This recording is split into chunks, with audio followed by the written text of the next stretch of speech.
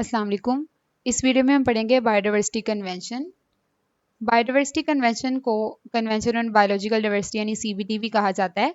ये एक international agreement है जो कि बायोडाइवर्सिटी को प्रोटेक्ट करने के लिए किया गया था। बायोडाइवर्सिटी के बारे में हम जानते हैं, वैरायटी ऑफ लाइफ को बायोडाइवर्सिटी कहते हैं। तो ये कन्वेंशन बायोडाइवर्सिटी को सब लेवल्स पे कवर करता है, जैसे कि इकोसिस्टम लेवल पे, स्पीशीज लेवल पे और जेनेटिक लेवल पे। ये 1992 में इसको इस्टेब्लिश किया गया था during the earth summit in Rio de Janeiro. Rio de Janeiro जो है ये ब्राज़ील की एक सिटी का नाम है। और अर्थ समिट क्या है, ये एक इंटरनेशनल कॉन्फ्रेंस यूएन ने ऑर्गेनाइज करवाई थी। ठीक है, तो उसके दौरान क्या हुआ था कि ये सीबीडी उसके दौरान इस्टेब्लिश हुआ था।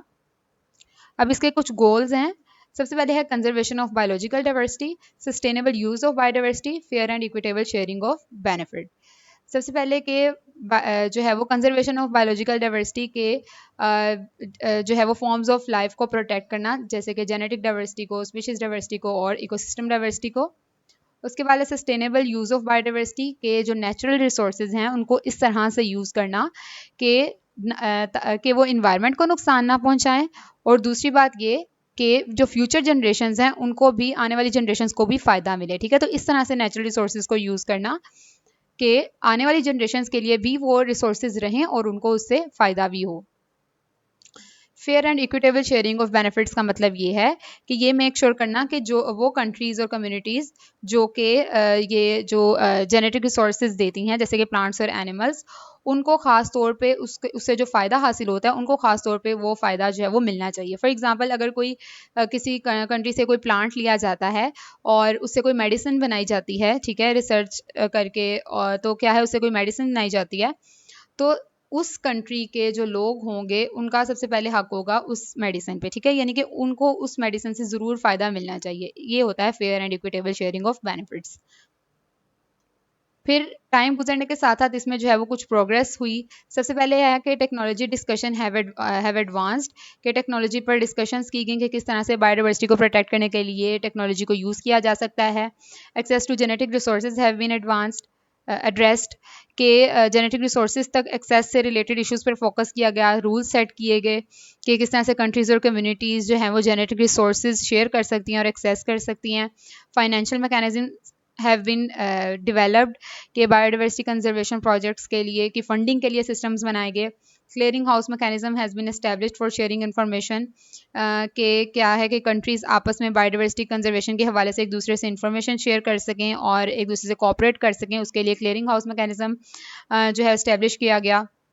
उसके अलावा बायोसेफ्टी पे एक प्रोटोकॉल यानी एक एग्रीमेंट साइन किया 97 कंट्रीज़ में, रेटिफाइड बाय ओनली 3, यानी कि सिर्फ 3 कंट्रीज़ ने जो है उसको सही तरीके से, मतलब सीरियसली लिया। बायोसेफ्टी का मतलब ये है कि जो लिविंग मॉडिफाइड ऑर्गेनिजम्स होते हैं उनकी सेफ हैंडलिंग, ट्रांसफ़र और यूज़ पे जो है वो एक प्रोटोकॉल साइन किया गया। अच्छा, अब इन सारी एफर्ट्स के बावजूद इस सारे काम में जो है वो बहुत ज़्यादा चैलेंजेस भी आए, यानी कि फिर भी जो इन सारी एफर्ट्स के बावजूद ग्लोबल सिचुएशन को इतनी ख़ास अच्छी नहीं हुई, कि बहुत सारे साल गुजरने के बावजूद भी क्या है कि कोई इतना ख़ास चेंज नहीं देखा गया लॉस ऑफ बायोडाइवर्सिटी में, कि पहले की तरह ही रैपिड लॉस ऑफ बायोडाइवर्सिटी होता रहा। और बायोडाइवर्सिटी लॉस हर लेवल पे देखा गया, यानी जीन्स, जेनेटिक लेवल पे, स्पीशीज़ लेवल पे और इकोसिस्टम लेवल्स पे भी। उसकी एक रीज़न ये भी थी कि जो पार्टीज थी सीबीडी की, उनका मेन एक गोल से फोकस हट गया था। मेन गोल यानी इन सीटू कंजर्वेशन के स्पीशीज़ को उनके नेचुरल हैबिटेट्स में ही प्रोटेक्ट करना, तो उनका इस गोल से जो है वो फोकस हट गया था। उसके अलावा गवर्नमेंट ने भी जो कुछ सीरियस रिस्क होते हैं उनको पूरी तौर पर एक्नॉलेज नहीं किया गया था। रिस्क कौन से, कि जो वेजिटेशन लॉस की वजह से जो रिस्क होते हैं, जो कि आगे जो इंपॉर्टेंट इन्वायरमेंटल सर्विसेज हैं उन पर अफेक्ट करते हैं, जैसे कि हाइड्रोलॉजिकल साइकिल यानी water cycle, soil stability, carbon fixation, pollutant absorption, oxygen production. तो ये जो सारे वाइटल इन्वायरमेंटल सर्विसेज हैं, इन पे अफेक्ट होता है वेजिटेशन लॉस का। जब वेजिटेशन लॉस होता है तो उसकी वजह से इन सारी चीज़ों पे अफेक्ट होता है, तो गवर्नमेंट ने इन रिस्क पे इतना ध्यान नहीं दिया। उसके अलावा सीबीडी भी जो खास तौर पे इन सारी जो इन्वायरमेंटल सर्विसेज हैं इन पे इतना जो है वो ध्यान नहीं देते, इतना इसको एड्रेस नहीं करता, जो कि हमें पता है कि ये सारे प्रोसेसेस अर्थ की हेल्थ के लिए जो है वो बहुत ज़्यादा ज़रूरी हैं। तो ये भी एक चैलेंज था।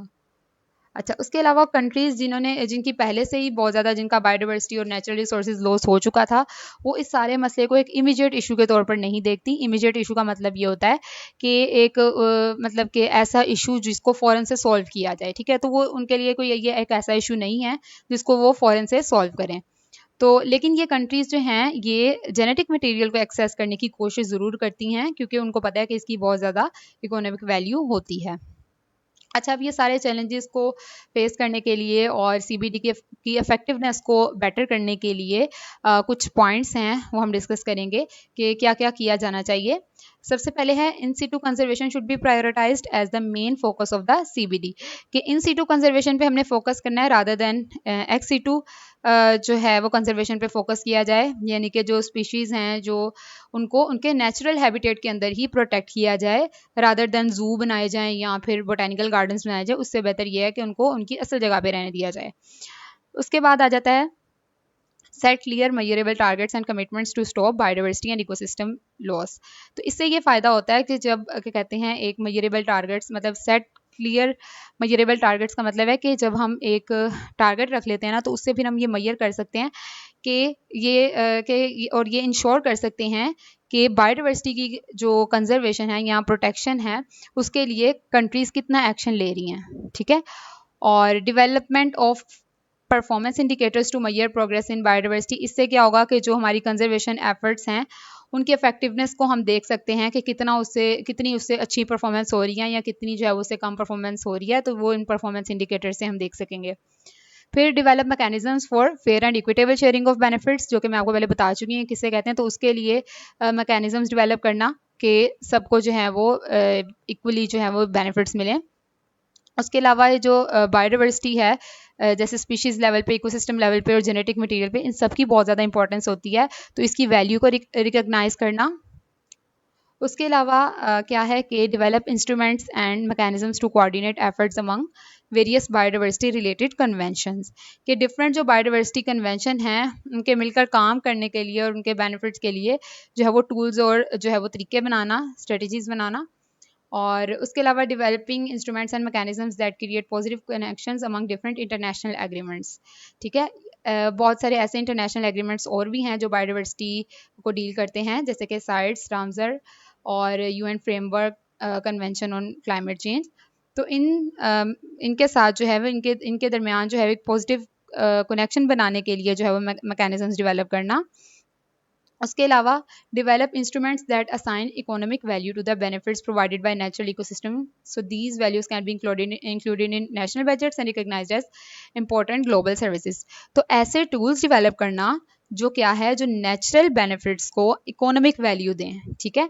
इकोनॉमिक वैल्यू दें और फिर इन वैल्यूज़ को नेशनल बजट्स में ऐड करें, ठीक है? और फिर इसको जो है वो एक इम्पॉर्टेंट ग्लोबल सर्विस के तौर पर देखा जाए, एक इम्पॉर्टेंट ग्लोबल सर्विस के तौर पे इसको रिकॉग्नाइज किया जाए। तो ये कुछ ऐसे पॉइंट्स हैं जिन पे हम फोकस करके सीबीडी की इफेक्टिवनेस को बढ़ा सकते हैं, ठीक है? तो यहाँ पर ये पॉइंट्स खत्म होते हैं।